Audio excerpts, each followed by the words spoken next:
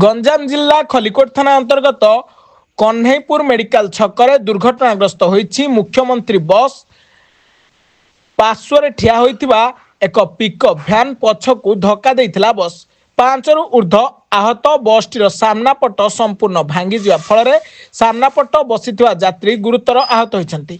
समस्त आहतंकु खलिकोट मेडिकल रे भर्ती कराइछि। खलिकोट ब्लॉक मुख्यालय 35 जन यात्री को नहीं कोनोसी गाँ अभिमुखे जाउथुबा मुख्यमंत्री बस रास्ता पार्श्व ठिया होइथिबा पिकअप भ्यान को धक्का देइथिला। दर्शक कहबा कथा अनुसार बस ड्राइवर भूल जोगु ए दुर्घटना होइछि। ड्राइवर जनक बस को द्रुत गति में आनी हठात वाम पार्श्व दक्षिण पार्श्व अतिक्रम करने फल रास्ता पार्श्व थिबा पिकअप भ्यान को धक्का देइथिला। गंजाम जिल्लारू संदेश Kumar Sahu report black news Odia.